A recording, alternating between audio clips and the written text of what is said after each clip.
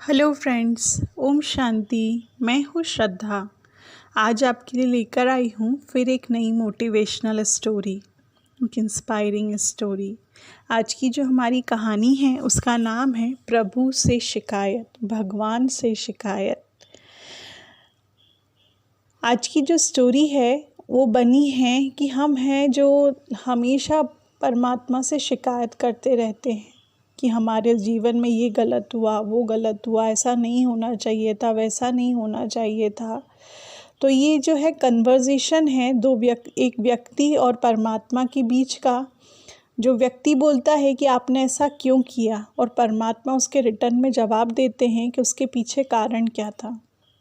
तो आज की कहानी जो है छोटी सी है लेकिन बहुत ही इंटरेस्टिंग और हमारे लिए कुछ सीखने वाली कहानी है। दोस्तों, आपको मेरी कहानियों से ज़रूर कुछ ना कुछ सीखने के लिए मिल रहा होगा। वो आपके जीवन में ज़रूर कुछ ना कुछ हेल्प ज़रूर कर रही होगी। तो आज की कहानी की शुरुआत करने के पहले अगर आपने इसे सब्सक्राइब नहीं किया है और आप अगर इस स्टोरीज़ को फ्रीक्वेंटली सुनना चाहते हैं तो सबसे पहले इसे सब्सक्राइब कर दीजिए। और इसे अगर आपको अच्छी लग रही हो तो शेयर और लाइक भी करें। कमेंट बॉक्स में ज़रूर लिख करके बताएं कि आपको कैसी लग रही है ये कहानियाँ। आप अगर इन स्टोरीज़ को इंग्लिश और हिंदी में पढ़ना चाहते हैं तो उसकी लिंक भी मैंने डिस्क्रिप्शन बॉक्स में दी हुई है। फेसबुक पर भी अकाउंट अवेलेबल है इंस्पिरेशनल स्टोरीज श्रद्धा के नाम से, और यूट्यूब पे इंस्पिरेशनल स्टोरीज़ के नाम से। चलिए शुरुआत करते हैं आज की कहानी की। एक व्यक्ति का दिन बहुत ख़राब गया। व्यक्ति ने रात को परमात्मा से प्रार्थना की कि हे परमात्मा, आप अगर गुस्सा ना करें तो एक प्रश्न पूछना चाहता हूँ। परमात्मा ने कहा, पूछो, जो पूछना है पूछ लो। व्यक्ति ने कहा, हे परमात्मा, आपने आज मेरा पूरा दिन एकदम खराब क्यों किया। परमात्मा हंसे और बोले, पूछा, पर हुआ क्या है। व्यक्ति ने कहा, सुबह अलार्म नहीं बजा, मुझे उठने में देरी हो गई। अच्छा, तो परमात्मा ने कहा, अच्छा फिर क्या हुआ। तो फिर से वो व्यक्ति ने कहा, अब देरी हो रही थी, उस पर कार बिगड़ गई, मुश्किल से तो रिक्शा मिला। अच्छा, तो परमात्मा कहते हैं, अच्छा फिर क्या हुआ। तो व्यक्ति ने कहा, अब टिफ़िन लेने गया था, वहाँ पर कैंटीन भी बंद थी, एक सैंडविच पर पूरा दिन निकालना पड़ा, वो भी ख़राब सैंडविच थी। अच्छा, परमात्मा केवल हंस दिए और अच्छा बोल दिया। व्यक्ति ने बात आगे चलाई, मुझे काम का एक फ़ोन आना था और फ़ोन ख़राब हो गया। अच्छा, प्रभु ने फिर अच्छा बोला। व्यक्ति ने कहा, विचार किया कि जल्दी घर जाकर एसी चलाकर सो जाऊंगा, पर घर पहुंचा तो लाइट गई हुई थी। परमात्मा ने कहा, सब तकलीफ़ें मुझे ही ऐसे क्यों, मेरे साथ क्यों होता है। व्यक्ति बोलता है, हे परमात्मा, सारी की सारी प्रॉब्लम सुबह से सिर्फ मेरे साथ ही लगी, सब कुछ मेरे साथ ही क्यों होता है। परमात्मा ने बहुत खूबसूरत आंसर दिया है, ध्यान से सुनिएगा। परमात्मा ने कहा, देख, मेरी बात ध्यान से सुनना। आज तुझ पर कोई बहुत बड़ी भयंकर आफत थी जो देवदूत को भेजकर मैंने रुकवाई। अलार्म बजे ही नहीं ऐसा किया ताकि तेरा जो है तो लेट उठे। कार से एक्सीडेंट होने का डर था, इसीलिए तेरी कार को ही बिगाड़ दिया। कैंटीन के खाने से फूड पॉइजनिंग हो जाती है, क्योंकि वहाँ पर आज का जो खाना था वो ख़राब आने वाला था। इसीलिए फ़ोन पर बड़ी काम की बात करने वाले आदमी तुझे बड़े घोटाले में फंसा देने वाला था, इसलिए तेरा फ़ोन ही बंद कर दिया। तेरे घर में आज शॉर्ट सर्किट से आग लगने वाली थी, तू सोया रहता और तुझे खबर भी नहीं पड़ती, इसीलिए मैंने लाइट ही बंद करवा दी। मैंने ये सब सिर्फ तुझे बचाने के लिए किया।